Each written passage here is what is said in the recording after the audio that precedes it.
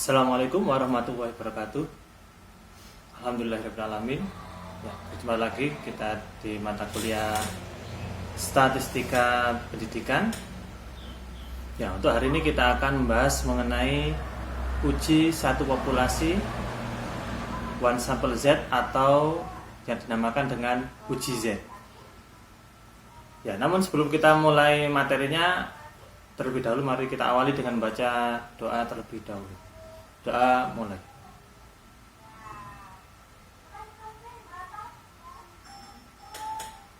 Ya, doa selesai. Ya, untuk melakukan uji Z, ya ada beberapa syarat yang harus dipenuhi. Yang pertama adalah sampel yang digunakan dalam pengujian adalah sampel acak sederhana. Ya, maksudnya apa? Ya, maksudnya adalah sampel yang diperoleh dalam penelitian adalah menggunakan cara yang simple, ya, atau menggunakan cara yang sederhana seperti itu. Nomor 2, syaratnya adalah variansi atau simpangan baku atau standar deviasinya diketahui. Ya, diketahui di sini bisa dalam artian dalam soal sudah ada atau kita menghitung dari data yang telah ditampilkan dalam soal, sehingga kita menghitung standar deviasinya dulu baru bisa melakukan uji Z. Nah, yang ketiga yaitu sampel berasal dari populasi yang berdistribusi normal. Ya, mengenai kenormalan kemarin di pertemuan ketiga sudah kita bahas. Ya, atau ukuran sampelnya adalah sampel besar. Ya, sampel besar yaitu lebih dari 30 data. Nah, ini adalah syarat ketika kita akan melakukan uji Z. Ya, kalau salah satu dari syarat ini tidak terpenuhi, maka kita tidak bisa menggunakan uji Z. Seperti itu. Nah, uji Z sendiri adalah uji statistik yang mengetahui kesamaan rata-rata data pada satu populasi. Nah, rata-rata dalam uji ini akan dianalisis apakah rata-ratanya lebih kecil, lebih besar, atau sama dengan sesuai dengan hipotesis yang telah ditetapkan. Nah, uji ini dilakukan setelah proses pengambilan sampel yang nantinya data tersebut digunakan sebagai bahan untuk melakukan pengujian berikutnya. Nah, pengujian digunakan ketika ingin mengetahui sampel yang diperoleh akan tapi tidak memiliki akses tentang populasi yang tersedia. Nah, ini adalah definisi dari uji Z. Sehingga uji Z di sini bisa kita gunakan apabila populasinya tadi adalah populasi besar, kemudian kalau standar deviasinya tidak diketahui, maka kita bisa mencarinya dengan secara mandiri.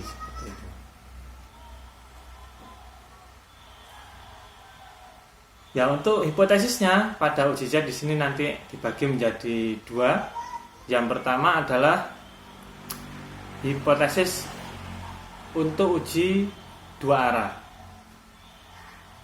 Kemudian yang kedua adalah hipotesis untuk uji 1 arah. Nah, untuk 1 arah di sini juga dibagi 2, yaitu uji arah kiri dan juga uji arah kanan. Ya, bentuk hipotesisnya seperti yang ada di layar. Ya, untuk uji 2 arah, ya, ini yang digunakan.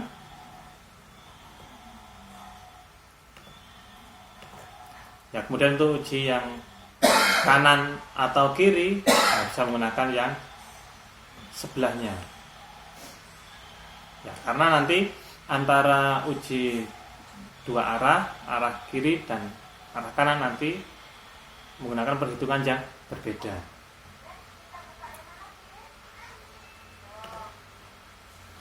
Nah, untuk mencari Z-nya atau mencari Z hitung, nah kita bisa menggunakan rumus Z sama dengan X bar dikurangi rata-rata, dikurangi delta, kemudian dibagi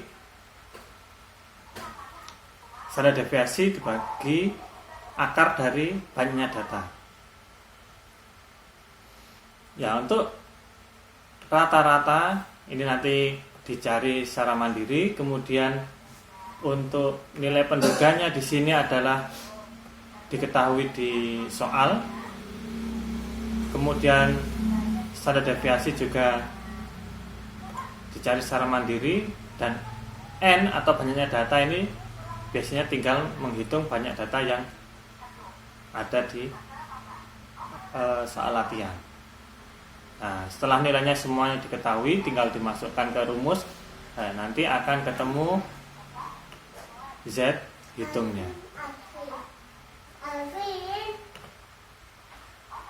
Nah, untuk langkah-langkah melakukan ujinya, ya seperti di pertemuan sebelumnya ada 6 langkah. Yang pertama adalah menentukan H0 dan H1, kemudian menentukan nilai alfanya. Ketiga, menentukan daerah kritisnya, yaitu penerimaan dan penolakan dari H0. Kemudian nomor 4 adalah menghitung nilai ujinya, mencari dua, yaitu uji hitung dan uji tabelnya. Kemudian setelah diketahui nilainya masing-masing, langkah kelima adalah membandingkan antara uji hitung dan uji tabel.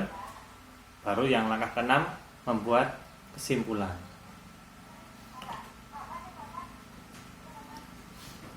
Nah, secara khusus pada uji Z, ya langkah-langkahnya sama, kan, tapi nanti yang membedakan adalah ada bagian-bagian tertentunya. Ya, nomor 1 hipotesis. Nah, ini sini seperti yang di slide hipotesis yang sebelumnya tadi. Yang ini adalah untuk dua arah. Kemudian ini adalah untuk arah yang kanan. Dan ini adalah untuk yang kiri.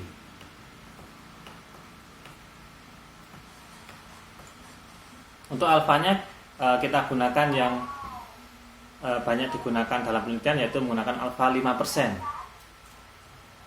Ya, tapi tidak menutup kemungkinan bisa menggunakan alfa yang lain.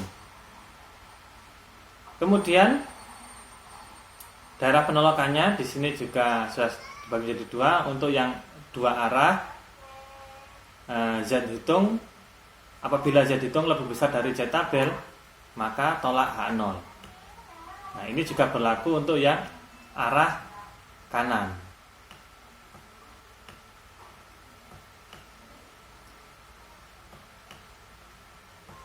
Ya, namun untuk yang uji arah kiri, nah nanti nilai Z hitung kurang dari negatif Z tabel. Nah, nanti berarti tolak H0.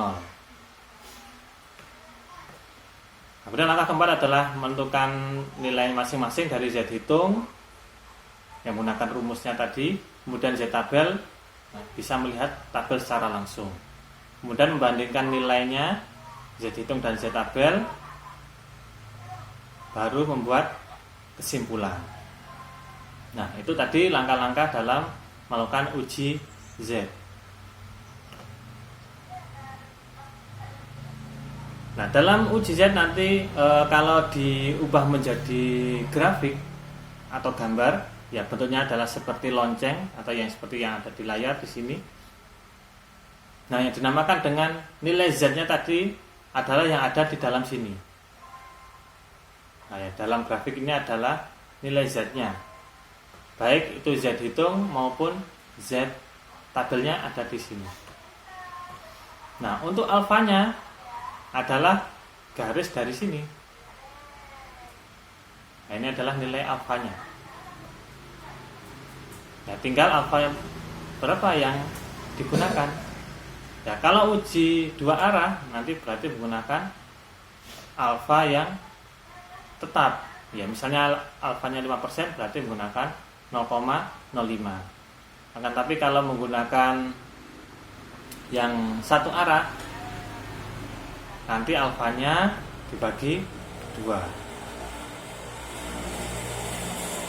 Ya, itu gambarnya grafiknya, sehingga nanti yang dicari adalah nilai yang ada di dalam grafik ini.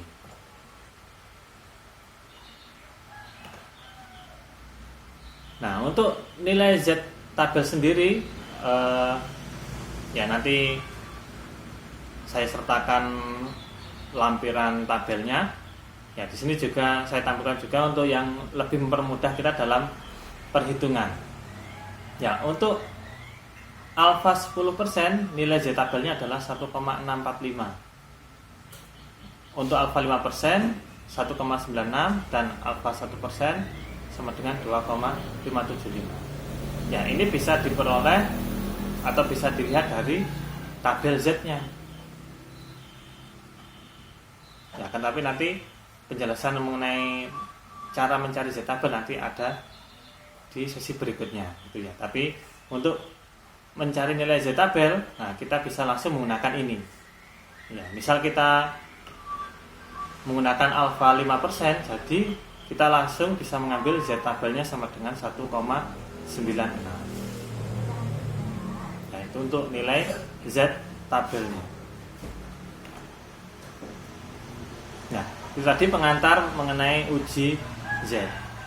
Ya, berikutnya yaitu contoh penggunaan uji Z dalam kasus yang dua arah, ya uji Z dalam